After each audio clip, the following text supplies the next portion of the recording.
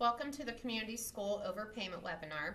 I'm recording this on November 20th, just so you know that, so that any information I'm presenting is as of that date. For example, the fiscal year 17 FTE adjustments we'll get into during the webinar. The first one has occurred, but the second one hasn't yet, so kind of give you some perspective for the date that I'm recording this as of. My name is Kelly Berger Davis. I'm with the Center for Audit Excellence. Any questions that you have during this webinar, you may email to communityschoolquestions@ohioauditor.gov, and that email address is on one of the last slides as well. This is the exact same webinar that we offered to the community schools, the treasurers, the board members, whoever wanted to attend. We invited everyone on the client side. And that was a live webinar on September 18th. We also recorded it and posted it out on our website soon after that. And this version, I started with those slides and I just expanded to include more guidance for auditors, and many of the client question and answers that they had as well are also included in these slides. These new items that I have added for this auditor webinar are indicated by a red box that says additional auditor guidance on those slides, and I did that so that you can tell what information your client received versus what information you are receiving as an auditor. This webinar is also for both the IPAs and for AOS auditors, so you may hear me referring to both sides of that, specifically when we get to some of the FFR guidance, how IPAs have to do FFRs a little differently. They go through the regions versus AOS. So we're going to go through quickly a background just to make sure everyone understands the history of this situation. What we told community schools they need to do now, which now again was September 18th when we gave them that webinar. We also have a section on additional information and then some sample calculations. And then the section on auditor steps is the entire new section. Some of the earlier sections have some of those slides built into them that say additional auditor guidance noted. There might be a new slide here and there, but the auditor steps is an entirely new section, and then questions and answers. So why are these overpayments occurring? As discussed in Auditor Yost's letter to all community schools, dated August 8th, and his August 9th press release and press conference, community schools often have contracts that call for compensation to be based on a percentage of revenue received by the school. Factors often change community school foundation revenue after year end, and therefore a true-up in the compensation paid in many cases is required. Auditors will be testing for these true-ups beginning with the fiscal year 16 FTE adjustments, which we'll explain later in more detail in this webinar. But I will point out at this point, this is not the same as the fiscal year 16 audit or the fiscal year 16 financial statements in all cases. Often it will be the fiscal year 17 audit and statements because most of the 2016 community school audits are already done and released. We will expand on this later, but please take note that this affects more than just schools with clawbacks from ODE. This will likely apply to every community school. It is referring to any change that affects funding or payments, such as the regular FTE adjustments that occur after fiscal year end. And just as a side note, a clawback is the amount of money ODE determines the community school owes back to the state following an FTE review. So there's the FTE adjustments and then there's FTE reviews, which we'll get into explaining those on some later slides as well.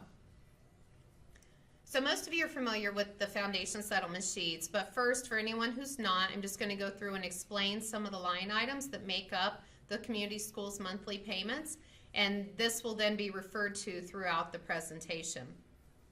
This was the first one that was on ODE's website, so alphabetically it would have been the first school that was on there. And you can see this is the June 2016 foundation. So the different sections that are on here are the state support is the first section, additional aid items, and then transfers, which are ESC contract deductions. And then they have a section on adjustments. These are where the FTE adjustments and such and other adjustments as well occur.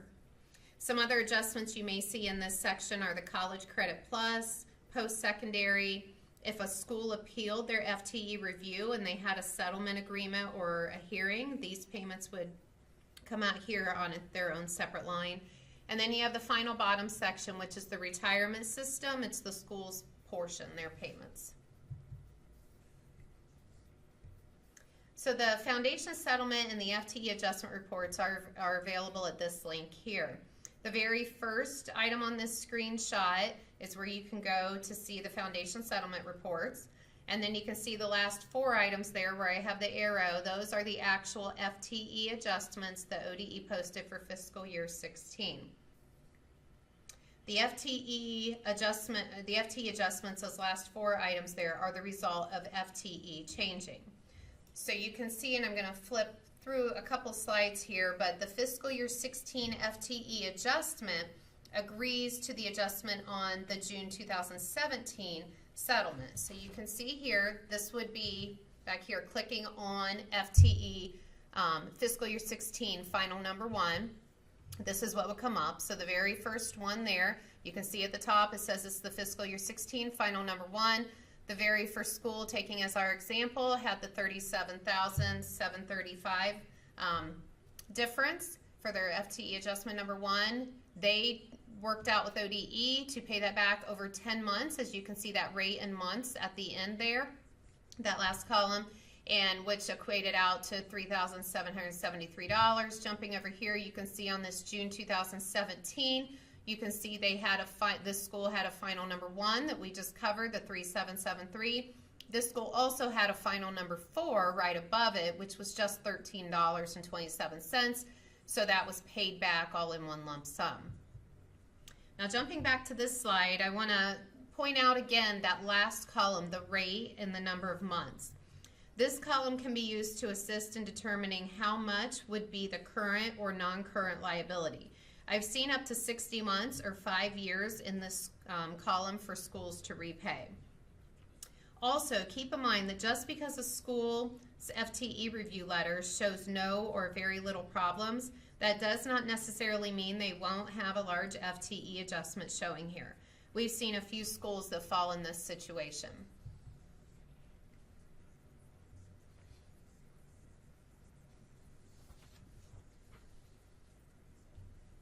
We're going to take a few minutes and explain why FTE and foundation revenue change before explaining the implications of those changes. There are 2 main reasons why these changes occur. Ohio Revised Code 3314.08 provides the formula by which community schools are funded. The community schools foundation funding is based on the annualized full-time equivalency or FTE enrollment of each student. A full-time student is one who attends the entire school day and the entire school year. That will result with a student having an FTE of 1.0. Students who attend a school year for less than the entire year will have an FTE equal to the total hours or days attended divided by the total number of hours or days in the school year. Community schools enter data concerning the students into EMIS, and the EMIS data populates the School Options Enrollment System, or the SOES, which is used by ODE to inform public school districts about their students who are enrolled in community schools.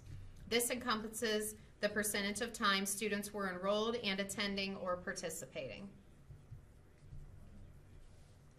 Based on the reported numbers, ODE calculates and subtracts the appropriate amount of state aid from each traditional school district. The amount subtracted is paid to the corresponding community school entitled to receive those funds. Community schools are able to continuously update estimated student FTE information in EMIS, but must report actual FTE information no later than the end of the school year. ODE makes the Student Cross-Reference, or SCR, report available to all schools to track enrollment of students on a statewide basis. Using the SCR report, schools have the opportunity to review student data, including student attributes and potential overlaps submitted by it and other schools in the state. The SCR gives the schools the opportunity to reconcile student enrollment questions and other issues and reduce or eliminate errors that could suspend or impact a school's foundation funding payment. Schools must submit changes in a student's status to ODE. ODE will not fund overlapping student enrollment dates across different schools until the conflict is resolved by the schools. ODE continues to adjust the FTE used for the funding formula as the school updates its information throughout the year. At the close of the school's fiscal year, ODE will reconcile the final FTE Foundation payments and determine whether the school has a corresponding receivable from or payable due to ODE based on the accumulation of the student's FTEs throughout the year. These adjustments are referred to in the remaining slides as the final FTE adjustments. In prior years, ODE has made anywhere from 1 to 5 final FTE adjustments for each year. So these adjustments are one reason why FTE and foundation revenue change. Another reason why FTE and foundation revenue change is due to Ohio Revised Code 3314.08, which mandates FTE reviews. ODE performs these to verify the accuracy of the enrollment and attendance data reported by community schools into EMAs. Last year, ODE began using a more robust look-back process regarding the number of FTE students funded in a given school. These reviews can also result in a corresponding receivable from or payable due to ODE based upon the results. If these results are not appealed, they are included in the final FTE adjustments. However, when these results are appealed, they are handled through a different process by ODE and they show up on a different line on the foundation settlements. The following group of slides show what we advised community schools they need to do now. So now meaning back on September 18th when we presented this webinar to them. So we'll go into more detail on each of these items in the next several slides, but as a quick summary of what we advised the schools they needed to do immediately was first review all their contracts, then create a written policy, then perform their true-up calculations, obtain legal opinions where necessary, initiate the repayments if necessary, determine financial statement impact, and then finally maintain a file of support of all this for their auditors. So step 1, reviewing their contracts. Community schools, we advised, needed to review all of their contracts and agreements to determine if they were paid on a percentage or number of ADM, FTE, students, revenues, really anything that would change. Examples of these contracts or agreements could include sponsor agreements, management company or operator agreements, vendors such as education service providers or online software or any other agreement that the school may have. These are just some examples that we thought of. ITCs or computer consortiums often state in their contracts that they are paid based on a dollar amount of per student. So we'll get into on a later slide what exactly does that mean per student. As a result of this situation, schools may ask auditors for advice on revising their contracts. If you do get an inquiry such as that, you would need to refer them to their legal counsel. And for the remaining of this webinar, it focuses on a percentage of revenue, which is a result of FTEs. But all contracts must be reviewed to determine what criteria are in the agreements and if further action is required. For such contracts and agreements identified, the community school should have a written policy and process in place to calculate the true-up amount. Some items they should consider for their policy are how often the true-up calculations or payments will occur, meaning will they perform such after each ODE final FTE adjustment, or will they do it after all final FTE adjustments are done for that year? And then again, if they were a school that had an FTE review and they appealed it, they could possibly have another true-up once that appeal is finalized. They should also consider if the contract is based on a number of students, they may need to get a legal interpretation and definition of this and include it in their policy. Based on the agreements, which components from the foundation settlement are considered in the normal monthly foundation payments? And I'll jump down a couple slides here and just, this is the same slide we had earlier, but what I mean by that is, are they, in their policy, they should state if they are just paying on state support, or are they paying also on additional aid items, or are they also going to consider in their normal monthly payments the adjustments to try to have that be one of the ways that they are truing up? They would pay based on the net. Again, we're not recommending any way. This is just something they would need to have in their policy, what they are paying their normal monthly payment on, which items.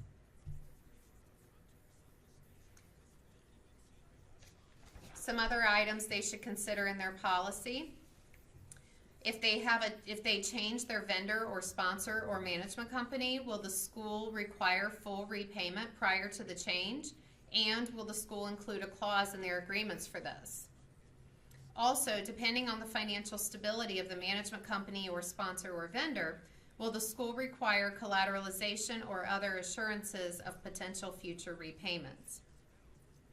If the same vendor or sponsor or management company is still being used, will the current year repayments be calculated net of adjustments or in a true up at the end? So again, jumping to the next slide, as I was briefly explaining earlier, are they going to pay on state support and additional aid items and adjustments? And if they do, then that would be, if they're paying on the net of these three, is that how they're doing their true up, or are they just going to pay on just state support or just state support and additional items, and then they will consider all these adjustments in one lump sum at the end? It's up to the school to decide what their policy is going to say. Also, if a school's management company or sponsor agreement already contains language requiring the true-ups and repayment, it may not be necessary for a written policy to also be created.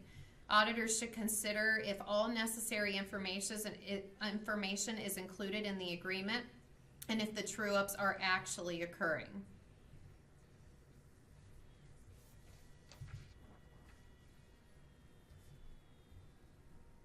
As mentioned in the beginning, these slides are the same slides as the client presentation, except where you see these red boxes, the state additional auditor guidance.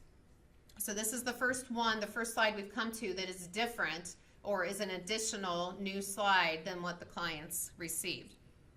So we wanted to point out that if a client pays net of adjustments, this approach may be a potential method to true up. However, auditors should test and determine if the full repayment was or will be satisfied. If the client didn't begin paying net until net of adjustments until October 2017. Now, again, two side notes here. When I say net of adjustments, that would be their option if they want to do that. We're not saying that's what they need to do. And I just threw out there October 2017 because their webinar, again, was September 18th of 2017. So if on that webinar, after that, they decided they wanted to start paying based net of adjustments, that would be the next month, October. That's just where I pulled that from. So if the client didn't begin paying net of adjustments until October 2017, then the fiscal year 16 FTE true-up may not be satisfied in whole by this method.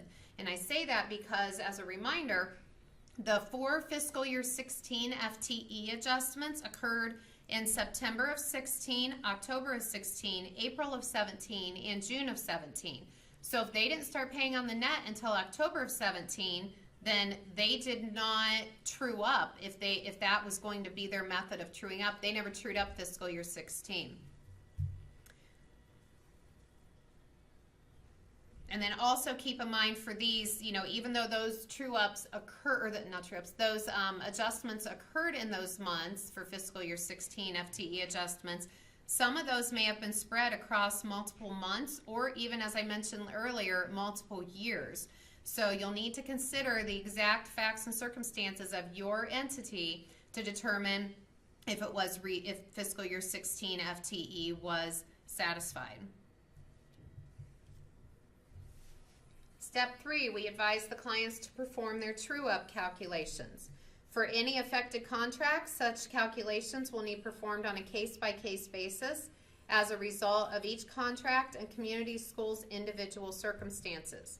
So these calculations include two different factors. One would be the ODE final FTE adjustments, meaning for fiscal year 16, the number 1, 2, 3, and 4.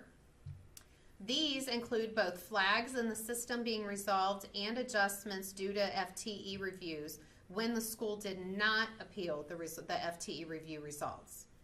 But if the school did appeal their FTE review results, these are considered isolated instances by ODE, and therefore they are not run through the normal final FTE adjustment process.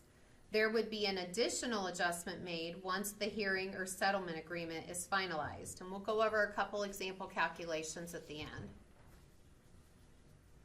Next, we advise the clients they need to obtain legal opinions.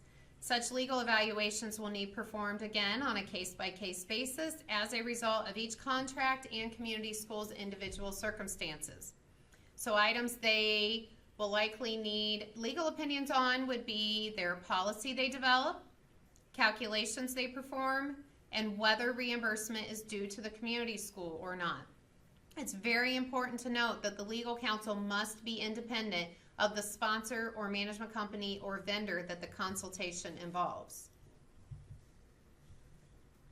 This is another one that's additional auditor guidance. This was not in the client's webinar that we gave them.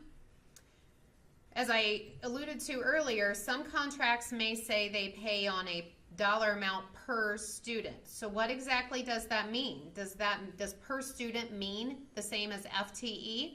Or does it mean the total number of students that pass through the school during the year? Meaning, if the school has 100 FTE, does that mean maybe there was 150 students that went through that school year during the year? Maybe 50, or maybe 50 of them left and a new 50 came, or maybe 25 of them left and a new 25 came in, meaning there's 150 total students that pass through that school during the year.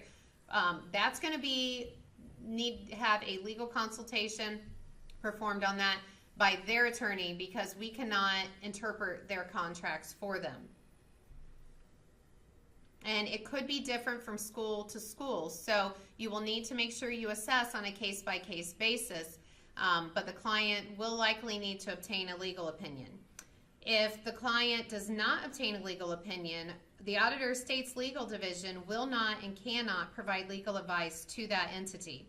The Auditor State's Legal Division, however, will provide legal advice and consultation to Auditor State auditors as to whether an FFR or a finding is warranted. If the entity proceeds without legal advice on their end from their legal counsel, they do so at their own risk.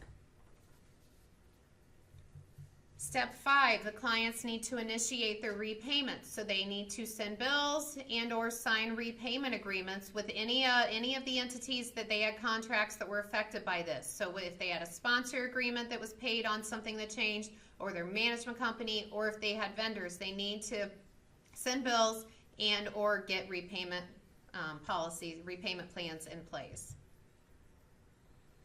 And then they need to determine their financial statement impact. We advise them the auditors will be checking for the true-ups beginning with the fiscal year 16 FTE adjustments. So for most community schools, this will be their fiscal year 17 audit and financial statements. However, for any community school whose fiscal year 16 audit fieldwork is not yet complete, it would be for their fiscal year 16 financial statements and audit. Only with Chief Deputy approval can this be delayed until fiscal year 18. It's important that you note that this calculation cannot just be deemed insignificant on an audit and not performed or checked. We will get into the FFR perspective versus the financial statement perspective later, but this does need addressed on every audit. Now, you'll recall, or this slide is the same, as the exact same as a later slide in the auditor section, where I'm giving you auditor guidance later on, except on this slide, we were advising the clients, you need to determine, you need to determine, you need to determine. On the auditor slide, we're going to give you guidance on what we feel how they should be handling these. So this is the slide the clients got And then we expand it out on slide 55 for auditors. So for the clients, in relation to their fiscal year 17 financial statements, the fiscal year 16 FTE adjustments, remember that the final FTE adjustment number 4 was included on the June 2017 payment. That was the last normal FTE adjustment. However, if a community school had an FTE review and appealed the results, some of those hearings are still 8 of them that are outstanding to my knowledge as of today. There's still 8 of them outstanding, and those amounts may not be finalized. So we advise the clients for their fiscal year 16 FTE adjustments, the impact on their 17 statements, they need to determine if a receivable or payable needs reported on the statements. They need to determine if the net position at the beginning of the year needs restated, and we'll go into that a little more when we get to the auditor side of things later on. They need to determine if a repayment plan is disclosed in the footnotes, and if the school did appeal and has not yet settled their review results, they need to determine if disclosure is needed, including expanding the disclosure to include potential repayment from or to the sponsor, management company, or vendor. And then for the fiscal year 17 FTE adjustments impact on the fiscal year 17 financial statements, as we discussed earlier, adjustment number 1 occurred on September 14th, and adjustment number 2 is planned for the December, so next month, so for the December 2017 settlement. Currently, these are the only 2 FTE adjustments that ODE has planned for community schools. So we advise the schools they need to determine if they need the Community School Foundation contingency footnote and include an appeal if applicable, and if it should be expanded to include potential repayment amounts due from or to the management company or sponsor or vendor. This slide is also the exact same, and it will be copied. This is the client version. We give more information over when we get to the auditor section later on. This is for fiscal year 16 FTE adjustments on fiscal year 16 financial statements. You only get into this if audit field work is not yet complete on the fiscal year 16 financial statements. If that is the case, we advise the clients they need to, again, determine if a receivable or payable needs reported on the financial statements, determine if the repayment plans need disclosed in the footnotes, and if the school appealed their FTE review and it is not settled yet, they need to determine if disclosure is needed, including expanding the disclosure on potential repayment to and from the sponsor, management company, or vendor. Step 7, we also advise the clients they need to maintain a file of support for their auditors. Auditors will review the school's calculations and assess if a reasonable conclusion was reached. Schools must maintain a file for their auditors that include a listing of all contracts and agreements and indicate if they are paid on a percentage or number of ADM, FTE, students, revenues, or anything else that changes. They also need to include in that file copies of all affected agreements, noting the pages that include the payment provisions. A written policy detailing their process in place to calculate and receive or pay the true-up amount. They also need to include the calculation of each true-up amount and support for such. Their consultations with their legal counsel, which we're going to discuss, which we already discussed a few slides earlier. And then their schedule of repayment plan and agreement if it is not paid in full. A few other important pieces of information related to these calculations we wanted to go over. First, with regards to findings for recovery. Ohio Revised Code Section 117.28 authorizes the auditor of state to report a finding for recovery in audit reports when legal action may be appropriate to recover public money or property. Now, again, as I mentioned in the beginning, I know IPAs have a different process they follow for FFRs, so they would, still follow their own process, but this is just the general guidance.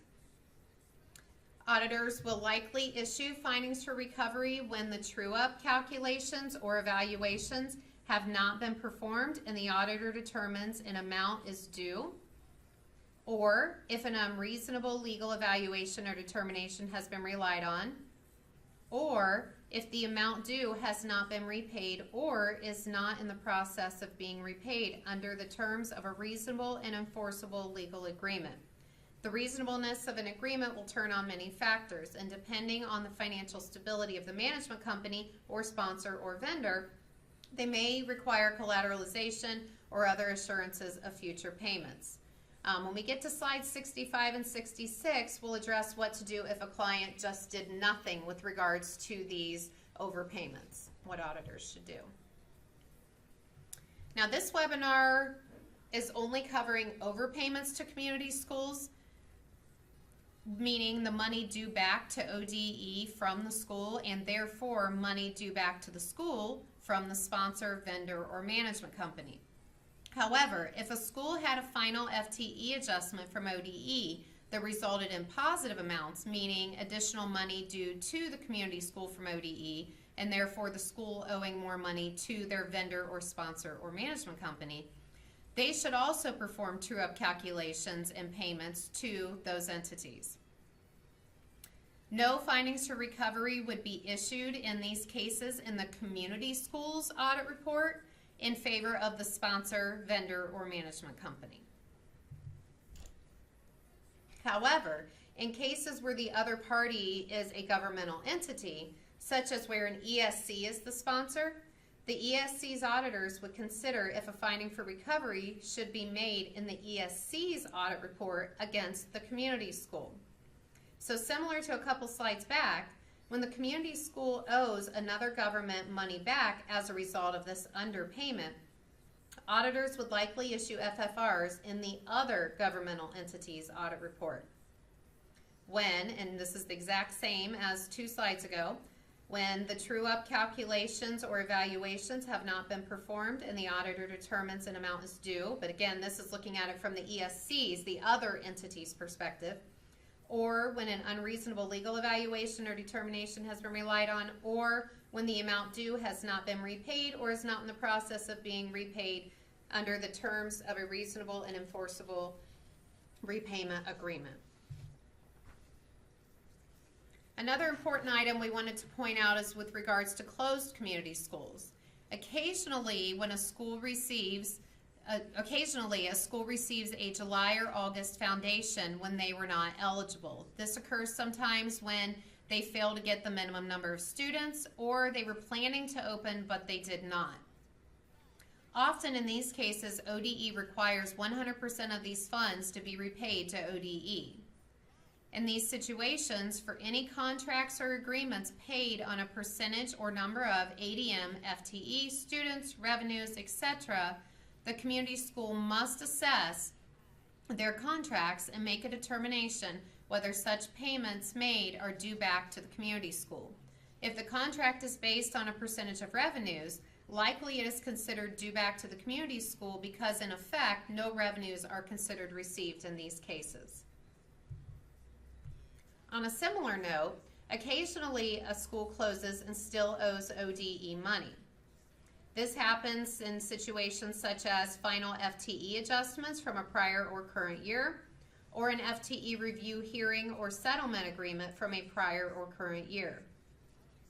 Occasionally, the foundation settlement or final FTE adjustment report may appear that the community school received some funds, but ODE actually did not remit those funds to the school. ODE sometimes withholds these funds because they know the school is closing and the school still owes them money. So for closed schools, be sure to evaluate whether the school actually received all the amounts showing on the foundation settlement and the final FTE adjustment reports when performing these true-up calculations. To do this, you could trace the net amount on the last foundation settlement report to their bank statement to determine if they actually received that payment. In situations where a community school closes and still owes ODE money for overfunding, a finding for recovery will be issued. Here's another slide that's additional auditor guidance. This was not included in the community school webinar. We wanted to give some guidance regarding FFRs related to the FTE adjustments. So for both open and closed schools, if you have a finding for recovery against the vendor or the management company or the sponsor, that FFR would be in favor of the school. But if you have a closed school that has a finding for recovery for money due back to ODE for foundation overpayment, that would be against the school and in favor of ODE. Now, these situations are all very fact-specific and based on the circumstances and contract language, but this is just general guidance for these situations. This is another slide that was not included in the client webinar. This true-up situation may also impact traditional schools. So remember that traditional schools also now have a final FTE adjustment. They get the final FTE adjustment, same as community schools, although they do not get the FTE reviews that community schools get. Traditional schools may have contracts with vendors based on revenue, FTE, etc. Now, this would be less common since they do not have sponsors or management companies that they pay, but you still should inquire of each traditional school to see if they have these contracts where a payment is based on anything that changes. One example that we thought of is the consortiums or the ITCs. Those contracts, we believe, are often based on a number of students. And again, as we covered in one of the earlier slides, they would need to get a legal interpretation of exactly what that means and then determine if a true-up is necessary.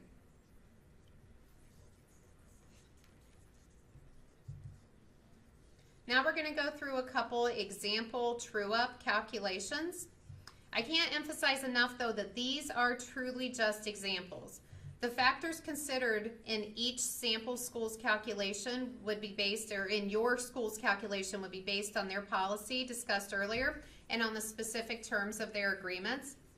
In these sample school calculations, we're in no way saying that these are the percentages that should be charged or the normal amounts. We are also not saying that the foundation settlement line items in the examples are those that should be used. Again, these are just examples. So let's take School A, for example, with regards to their fiscal year 16 FTE adjustments. Let's say this school had both, between their fiscal year 16 FTE adjustments, let's say they had both positive and negative amounts in there between their number 1 through number 4. This sample school had a clawback due to ODE for an FTE review that they appealed. This school had both a management company and a sponsor contract that was based on a percentage of revenue. This school also had a software vendor contract that was based on a percentage of revenue. So we have to take each piece separately. So let's first start with the management company piece. So let's say that this school paid on total state support received. And let's say that for this school it was $1 million. And then the additional 8 items from the foundation settlement, let's say was $7,000. And so again, for this example, let's say this school had decided to pay on those 2 line items. So on the $1,007,000 times by the 3%, which was the amount due in the management company agreement, this school or this management company was paid $30,210, or that's the amount they are due. However, the amount that should have been paid or due to the management company, still the same first 2 lines, the additional state support plus the state support received, but this school also had an FTE adjustment number 1 for fiscal year 16 of a positive $6,000. Their number 2 adjustment, let's say, was negative $1,000, with their number 3 being a positive $3,000, and let's say they had no final adjustment number 4 for fiscal year 16.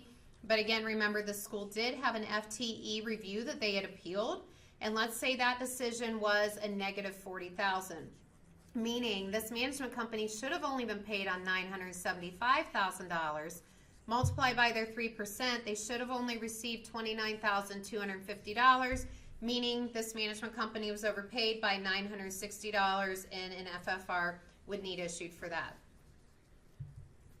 Same thing for the sponsor, exact same calculation, because in my example, this sponsor had agreement also called for 3% to be paid to them, so this sponsor was also overpaid by $960. And then the software vendor. Top part of the calculation, the exact same. They got paid on $1,007,000, but they should have been only paid on $975,000. Let's say the software vendor agreement called for 5%, and so they got paid $50,350, but should have only been paid $48,750, which means the software vendor was overpaid by $1,600. When you add the $960 for the management company, $960 for the sponsor, and then $1,600 for the software vendor, this school actually overpaid $3,520 in total. Let's take another example. Let's call them School B. Again, fiscal year 16 FTE adjustments. Let's say this school had only negative amounts in their final FTE adjustments. This school either maybe did not have an FTE review, or they had one and they did not appeal it. So either way, this school had no clawback due to ODE due to an FTE review. Let's say this school had no management company and they had no vendor contracts that was based on anything that changed. But this school did have a sponsor contract based on the percentage of revenue. So for this school, let's say this school also paid on total state support plus additional aid items. So the $5,035,000, and let's say the sponsor agreement called for 2% to be paid to them. So that means that this sponsor was paid $100,700. However, this school actually had an FTE adjustment number 1 of a negative $60,000, negative $50,000 for number 2, negative $20,000 for number 3, and let's say they had no FTE adjustment for number 4. This school should have only been paid on $4,905,000. Times that by the 2%, they actually should have only been paid $98,100, meaning they were overpaid by $2,600. Now this entire section is new. It's what we added for the auditor steps, and as I mentioned going through the client steps earlier, some of these slides are sort of repeat, although we've changed a couple of them. So most of these are new, but a couple of them I did repeat to show you how we're changing or giving more, expanding and giving more information to the auditors. So again, we're going to go into greater detail on each of these items on the next several slides, but just a quick summary of what auditors need to do now. First, you need to inquire the client, then request their support file. You need to test their determinations and calculations. You would need to follow up on prior year repayments, and then determine the financial statement impact. So step 1, you need to inquire if the school has any contracts or agreements that are paid on a percentage or number of ADM, FTE, students, revenues, or anything that changes. Then you need to request support for their determinations and calculations. So request the file that we told them to keep in step number 7 above, which was back on slide 28. We told the clients to keep a whole auditor file. In that file, we told them to keep the listing of the contracts and agreements, copies of the affected agreements, their written policy, their true-up calculations, their related legal consultations, and their repayment plans if they were not repaid in full. From here, you need to look and think of this from 2 different perspectives, from both the FFR perspective and from the financial statement perspective. And we'll go into that on the next several slides. So next, you need to test the school's calculations and assess if a reasonable conclusion was reached. This slide is with regards to the actual repayments made or agreements entered coming from the FFR perspective. Auditor state employees can consult with legal or the center if necessary, and IPAs can send emails to communityschoolquestions@ohioauditor.gov if necessary. Remember, this is the first round for all of us on this, so you may ask questions that may take us a little time to research and consult and make sure we're giving accurate and consistent guidance on.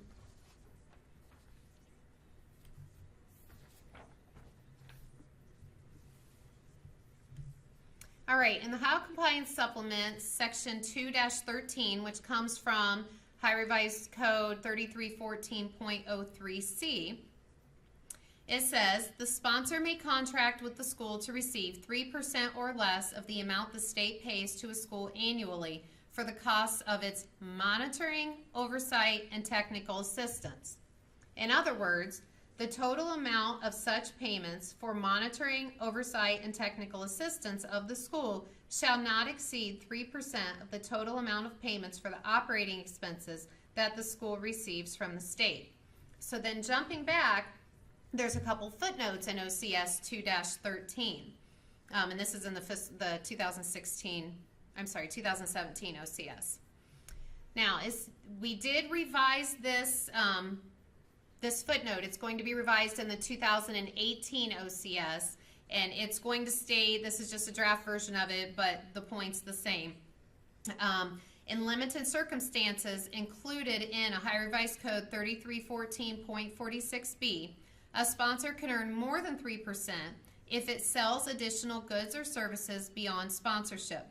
These circumstances are limited to 3 situations. The first one is contracts entered prior to February 1st, 16 that involves the sale of goods or services to a community school as sponsors. Second would be if the sponsor of a community school is also the school district in which that community school is located, the sponsor may sell goods or services to that community school at no profit to the sponsor. Or the third one is if the sponsor of a community school is a state university, the sponsor may sell services to that community school, again, at no profit to the sponsor. We also want to point out that in Ohio Revised Code 3311.055, it explains that the term school district, as referenced up in item number 2 here, includes educational service centers. If none of these exceptions are met, a sponsor should not receive more than the 3% mentioned above. A contract should specify these additional services if they're using them, and should differentiate them from the services that are required of a sponsor. And the normal services being up there in blue at the top, they're monitoring, oversight, and technical assistance.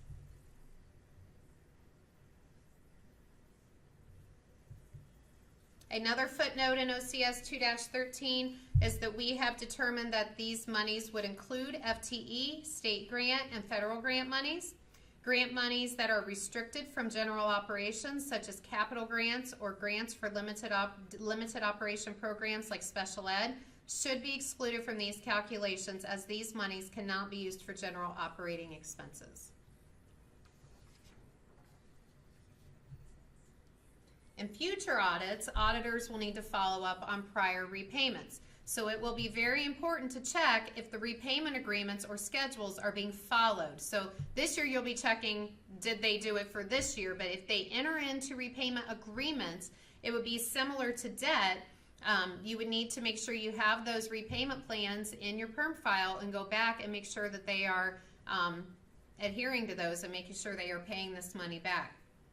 Again, just a reminder that these true-ups are required beginning with fiscal year 16 FTE adjustments. And this piece is also just talking about with regards to potential findings for recovery. So the next step is to determine the financial statement impact.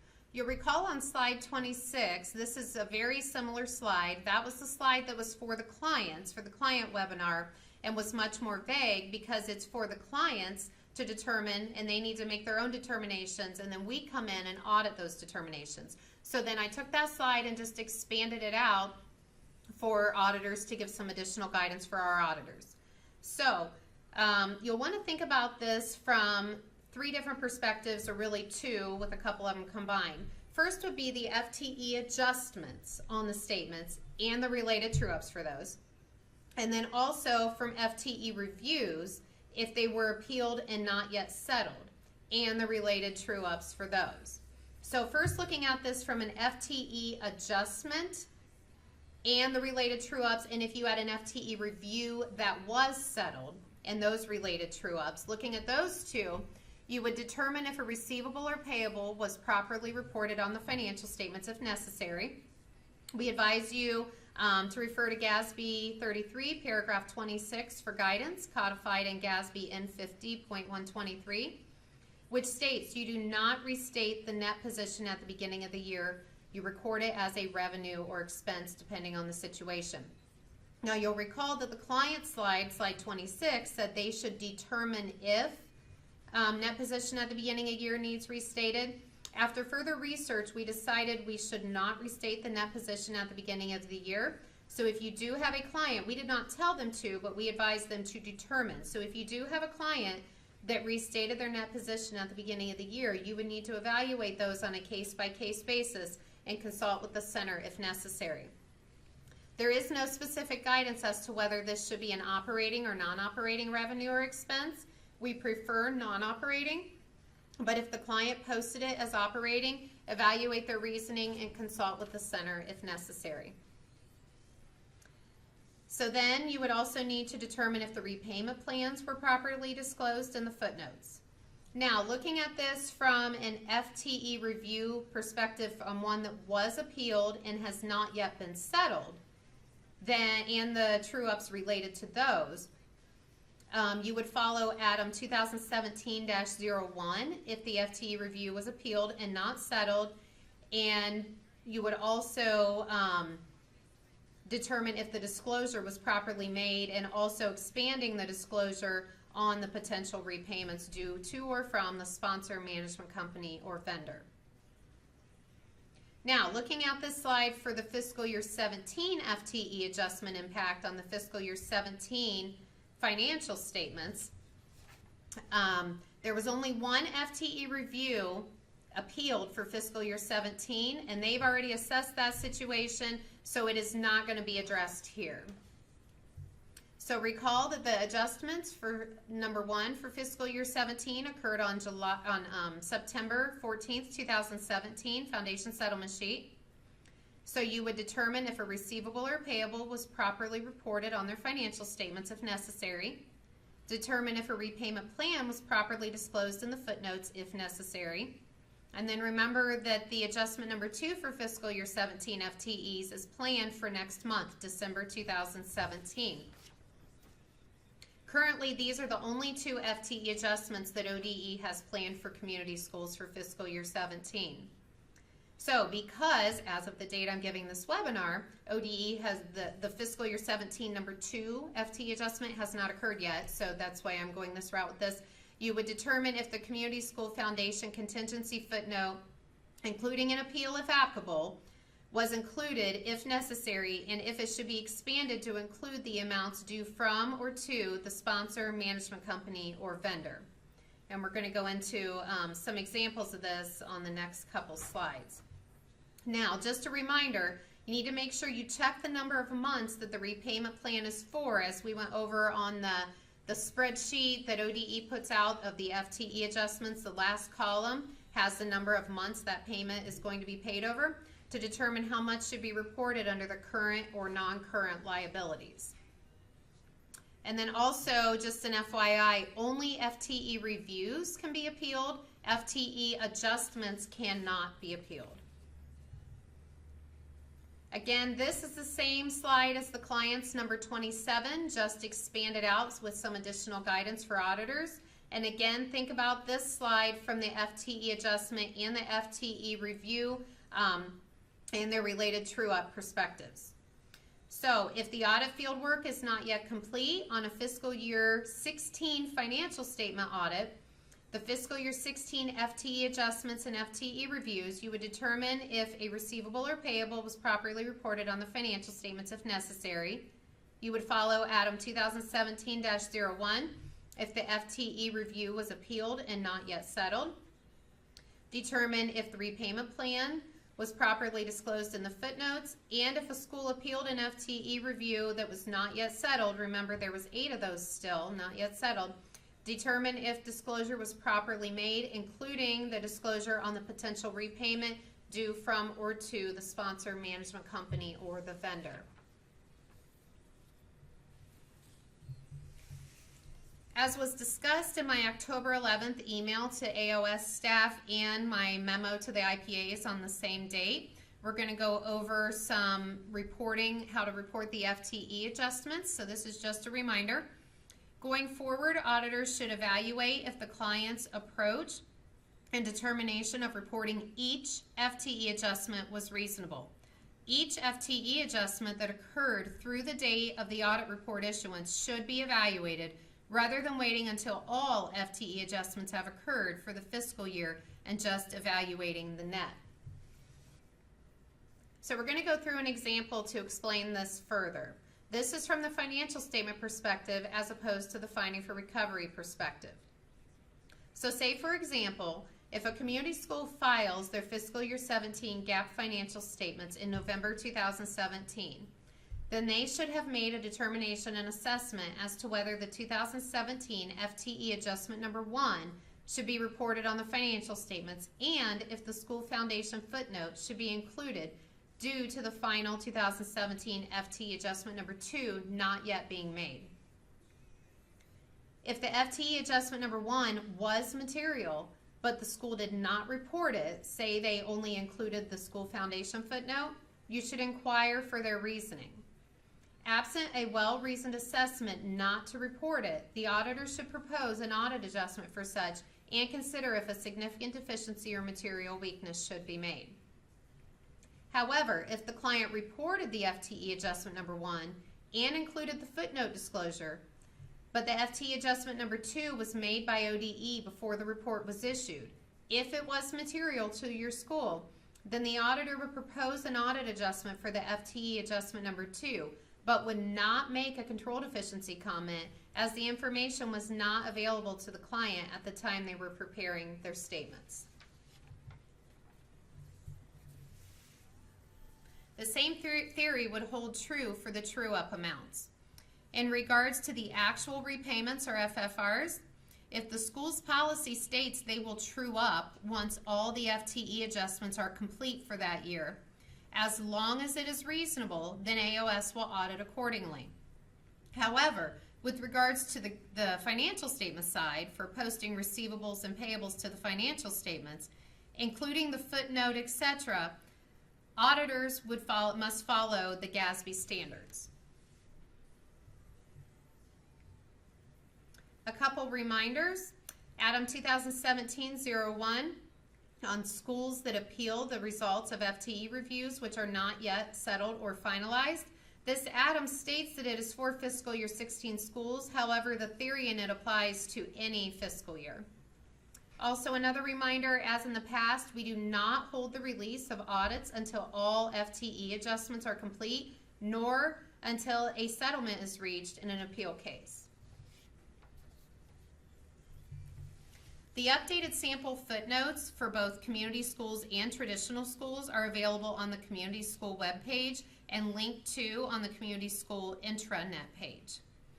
As noted at the top of these, clients must modify these sample footnotes to fit their circumstances. There are so many potential situations. This is truly just a shell that should be modified. So going through just briefly this shell, the first paragraph explains the FTE adjustments. The second paragraph is when there is an FTE review. ODE only performs FTE reviews on certain community schools each year. So if they had an FTE review performed, it could result in additional adjustments. This paragraph here should be used if ODE performed the review on the school and the school did not appeal the review results. If the school did not have an FTE review, they may either include the second paragraph and state they did not have such a review, or they can delete the second paragraph.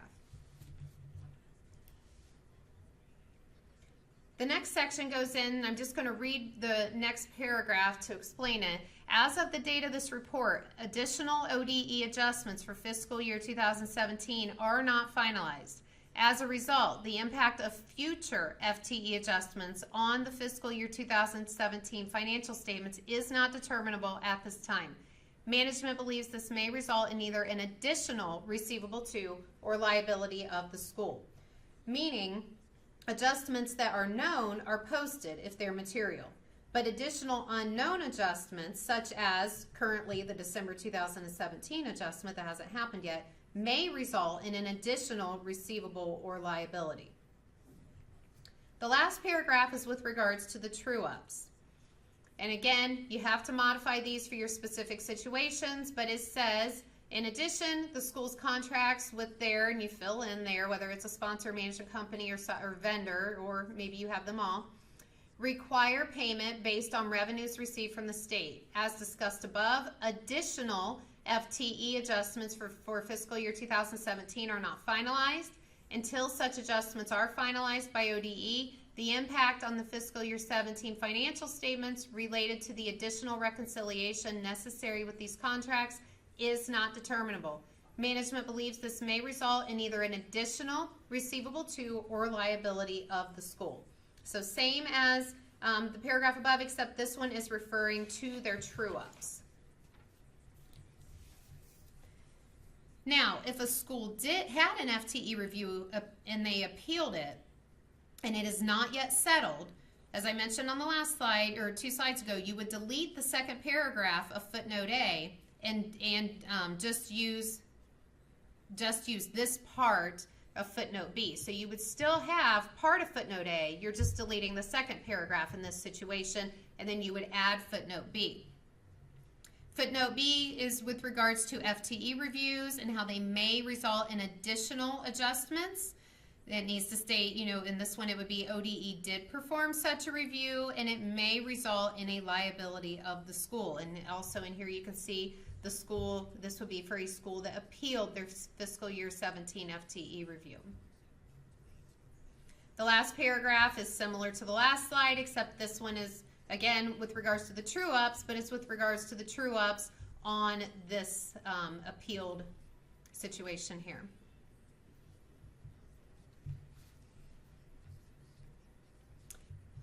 Backing up here, Adam, I want to point out also that Adam 2017-01 states that only a footnote disclosure is required and no accrual in most cases where a community school appealed their FTE review and it was not yet settled. And that also would be the same for their true-up amount. So circling back to looking at this from 2 different perspectives, while the financial statement impact, meaning the receivable or payable of this at a particular client, may be immaterial and be recorded on the SUD, keep in mind that the finding for recovery threshold listed in the Ohio Compliance Supplement Implementation Guide is just $500. So if they are not recouping the dollar amount and it is over $500, you should issue findings for recovery. Now, I mentioned these slides earlier. What if the client did nothing? What if they did not address this situation at all? So we thought we should provide you with some guidance in those situations in case that happens. Auditors should issue a comment for no policy, etc., and see Auditor State Manual 38,100 or AUC 265. The level of the comment should be an audit or client-specific determination made by the audit team and the center consultation based on the exact facts and situation and circumstances of that client. You would also then inquire, which was step number 1 on slide 48, which said inquire if the school has any contracts or agreements paid on a percentage or number of ADM FTE students, revenue, or anything that changes. And then you would need to check the sponsor and management company agreements for payment terms and any vendors that you're aware of that may contain such language. We know most sponsors and management companies are paid based on a percentage of revenue or FTE. So we know for sure you should be checking those 2 if the client didn't do anything, and then any other vendor contracts that you are aware of. Then you should perform the true-up calculations with information available and consult with the center or legal as necessary, and then determine the financial statement impact and if there is an FFR that needs issued. Now in this section, we're first going to go over some of the questions we received from the clients on their September 18th webinar. Some of those we rolled into some of the slides already. Some of them I'm just including here in a questions and answers session. This is actually a questions and answers separate document for the client's webinar. For this one, I just rolled them in. And then I had a couple other questions questions and answers I added to the end that I thought auditors may have. So the client webinar and the Q&As are included on both our community school webpage and as well on our AOS training page. If you have clients that have no idea what we're talking about here, you should direct them to one of those 2 pages so that and advise that they watch that. All right, so these are not marked as additional auditor guidance. Again, these were not included in the client webinar, but these were Q&A questions and answers that we got during the client webinar. So if they were on there or if they've read the Q&A document that's attached, they would have this information.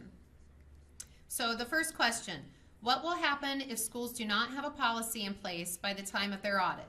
For a 2017 audit that has already started and is expected to be completed soon, will the finding for recovery process begin now, or will they be given time to develop a policy? Will the audit completion be delayed until they have time to develop the policy? So as discussed on slide 25, for any community school whose fiscal year 16 audit fieldwork is not yet complete, this would be effective for their fiscal year 16 audit or financial statements. However, for most community schools, this will impact their 2017 audit and financial statements.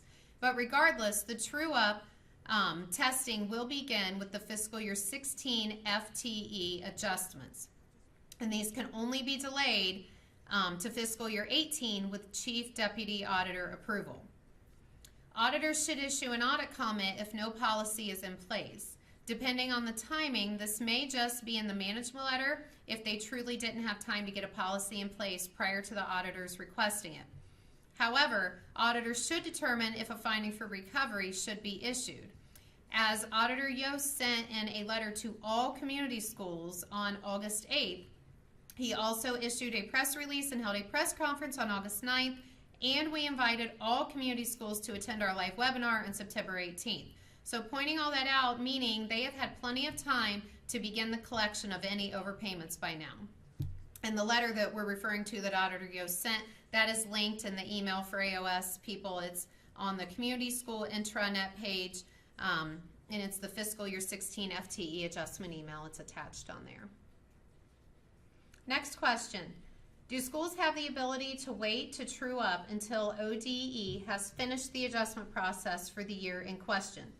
If schools state in their policy the true up will not be completed until ODE has completed all FTE adjustments, will the auditor of state abide by that time frame? Or will schools be expected to perform interim calculations at each adjustment? So remember the two perspectives discussed on slides 50 and 64. Auditors will audit according to the school's policy as long as it is reasonable. Specific to this question, though, in regards to the actual repayments or FFRs, if their policy states they will true up once all FTE adjustments are complete at the end, then AOS will audit accordingly. However, with regards to posting a receivable or payable to the financial statements, you must follow the GASB standards. Next question asked, if a school reports on a GAAP basis of accounting, their financial statements are required to be filed near the end of November. How are they expected to report a receivable or payable on their financial statements when ODE is still in the process of performing the look back? The final adjustment for 2016 did not take place until June of 2017. So our answer to them was schools should use the best information available at the time they prepare or file their financial statements. If new information comes to light during the audit, then adjustments may be proposed if material to the financial statements. But remember, as discussed on slide 58, no control deficiency comment for that. We would not issue a control deficiency comment for that information as it was not available to the client at the time they filed, and we'll discuss that further on the next couple slides. So we also got a question, if during the audit, the auditors determine the audit adjustment is required to post a receivable or payable because of the FTE adjustments, will the school receive a report comment in their schedule of findings? And our response was, it is not automatically an internal control audit comment if we make an audit adjustment. It depends on the situation and on the nature of the adjustment to determine if a comment should be issued. Auditors follow the guidance in AUC 265. If a policy is adopted and a reasonable assessment is utilized by the school, auditors will evaluate to determine if a comment should be issued. But auditors do not issue internal control audit comments for information that was not available at the time the school prepared or filed their financial statements. Auditors will assess to determine if an audit adjustment is required, but no corresponding audit comment would be issued if the information was not available to the client at the time they were preparing and filing their financial statements. Auditors may still issue findings for recovery even when there is no internal control comment if the situation warrants it. Next question is on FTE adjustments. They point out that these are not new. will schools need to go back to previous years to true them up as well? So as we discussed on slide 25, auditors will check for the true-ups beginning with the fiscal year 16 FTE adjustments. So we are not requiring auditors to go back any further than that and check beyond fiscal year 16 FTE adjustments. We will be checking this starting with the fiscal year 16 FTE adjustments. Is maintaining an accounting system of the over or under payments as a financial statement item, meaning accounts receivable or payable, sufficient? Or do attempts to actually recover the monies need to be made immediately? Is it permissible for a community school to write off these accounts receivables in future years if they so choose? So again, remember the two perspectives we discussed on slides 50 and 64. This situation would not be permissible. Per slide 31, findings for recovery will likely be issued when the amount due has not been repaid or is not in the process of being repaid. When are the final adjustments done for each fiscal year? Is there a time frame when schools can expect to see the final adjustments? And our response is the timing and the number of final FTE adjustments varies each year. If you recall, for this year, for fiscal year 17 FTE adjustments, I've mentioned a couple times there's 2 that are planned. That would be the one that already happened in September and the one that's supposed to happen in December. For fiscal year 16, there were 4 adjustments, and the last one did not occur until the June 2017 payment. For fiscal year 15 FTE adjustments, there were 5. And the last one occurred on the March 2017 payment. In addition, those schools with an FTE review that they appealed that occurred outside the normal FTE adjustment process are handled on an individual basis, and each hearing and settlement timing can vary.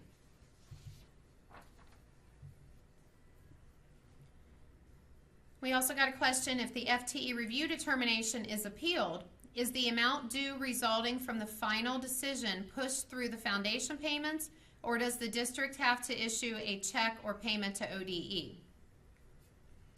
The auditor state's understanding is that all adjustments go through the foundation payments over the number of months noted in the settlement agreement or hearings. As discussed before, it's also important to check the rate/months column on the FTE adjustment spreadsheet for the regular FTE adjustments and consider how much should be included in the current/non-current liabilities. If the school has closed, however, a check or EFT would need issued, as there would be no further foundation payments to deduct the overpayments from. Do community schools typically choose the amount of months in the settlement with ODE? It's our office's understanding that ODE determines the repayment period based on the length of the sponsor contract remaining and discussions with the school. One of the clients asked us to please differentiate between a full-time student who attends an e-school versus a brick-and-mortar school. Brick-and-mortar schools are not funded on an attendance basis per the FTE review manual, and this is referring back to the discussion we had on slide 10. Our response was that non-classroom participation must be evidenced for both e-schools and the online portion of any blended learning. Brick and mortar school where participation takes place outside of the classroom or school facility. FTE adjustments as part of the normal year-end reconciliation or true-up process can still impact a brick and mortar school even when all instruction is provided in the classroom. Therefore, the Auditor State's Office believes all community schools should evaluate whether they need repayment policies and the procedures in place for their sponsor, management company, or other vendor contracts.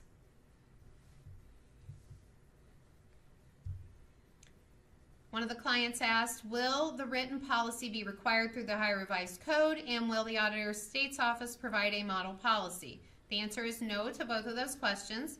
However, a policy establishes practice and is the best model for how to handle these transactions. While the Auditor State's Office stated that a policy determining how the school will address any potential overpayment of fees to the sponsor or management company or vendor is needed, the policy is only considered a procedural matter. there should be an enforceable agreement in place between the school and the entity for which the overpayment has occurred to ensure repayment. There also must be proof to show that the school and entity are adhering to the agreement. The school should work with their sponsor to help develop appropriate policies. So for instance, if the school and the management company agree that future payments to the company will be reduced over a 2-year period, then proof must be provided to the auditors to show that the payments have been reduced over this time frame.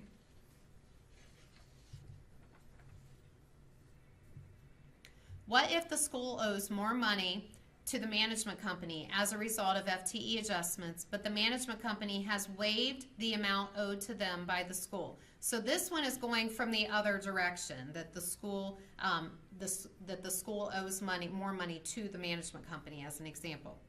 If there is a written agreement approved by the school board and signed by the management company, the agreement will be reviewed during the next regular audit to determine if it is acceptable. If a finding is a finding for recovery avoided by proof of an attempt to collect the funds owed, or does it actually have to be collected? What if the attempt was made but never collected, even after a year or two? Our response to that question was, while the determination in a situation like this is very fact specific, if the amount due to the school has not been repaid, the auditor of state will most likely issue a finding for recovery and refer the matter to the Attorney General's office and the local prosecutor for collection. So if you run into this situation, make sure you consult.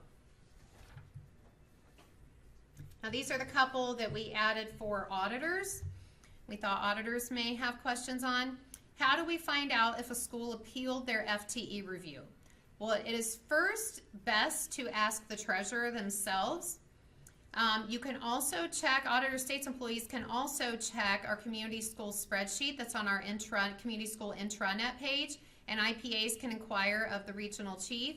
However, that spreadsheet is only as up to date as the information that we have been notified of. So again, it's best to go back and ask the treasurer. They should be the first ones that are aware of this. Where do we find the results of a settled or finalized FTE review that was appealed? Same answer first, best to ask the treasurer. However, AOS, as the Auditor State's Office receives these agreements or letters, we do post them to our W drive, that Community School FTE Review Letter folder. Such repayments will have a separate JV code on the foundation settlement as well, so you could check those. But again, I also refer back, as stated here, to asking the treasurer first. So thank you for your attention and for attending this webinar. Feel free to email any questions you have to me at the community school questions at ohioauditor.gov. Thank you.